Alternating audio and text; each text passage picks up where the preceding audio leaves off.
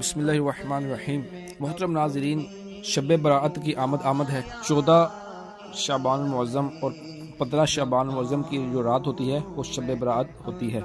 اس رات کو اعمال نامے تبدیل ہوتے ہیں، پچھلے اعمال نامے بند ہو کے اگلے اعمال نامے کا نیا سلسلہ شروع ہوتا ہے۔ تو اس رات کو بہت زیادہ عبادت کرنی چاہیے، بہت زیادہ علم دین حاصل کرنا چاہیے، بہت زیادہ نیکیاں کرنی چاہیے۔ جیسے ہی مغرب کا وقت شروع ہو جاتا ہے ویسے ہی اسلامی تاریخ شروع ہو جاتی ہے۔ مثال کے طور پر 14 شعبان کو عصر کی نماز کے بعد جب مغرب شروع ہوگی تو 15 شعبان شروع ہو جائے گی۔ مغرب کی نماز کے بعد 15 شعبان شروع ہوتے ہی یہ عمل کیجئے، یہ نوافل پڑھیے، انشاءاللہ عز و جل نیا اعمال نامہ شروع ہوتے ساتھ ہی اور بہترین قسم کا نیکیوں کا خزانہ ہاتھ آئے گا۔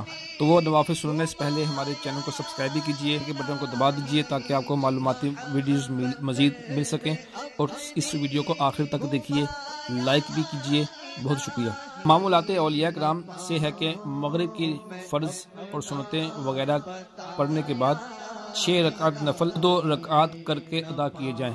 2 رکعتوں سے پہلے یہ نیت کیجئے کہ یا اللہ ان 2 رکعتوں کی برکت سے مجھے درازی عمر بالخیر عطا فرما۔ دوسری 2 رکعتوں میں یہ نیت فرمائیے کہ یا اللہ ان 2 رکعتوں کی برکت سے بلاؤں سے میری حفاظت فرما۔ تیسری 2 رکعتوں کے لیے یہ نیت کیجئے کہ یا اللہ ان 2 رکعتوں کی برکت سے مجھے اپنے سوا کسی کا محتاج نہ کر۔ ان 6 رکعتوں میں سورہ فاتحہ کے بعد جو سورت چاہے پڑھیں۔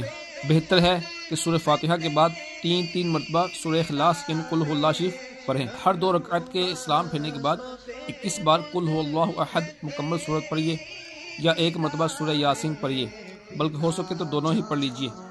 یہ بھی ہو سکتا ہے کہ ایک شخص بلند آواز سے سورہ یاسین پڑھے اور دوسرے خاموشی سے سنیں۔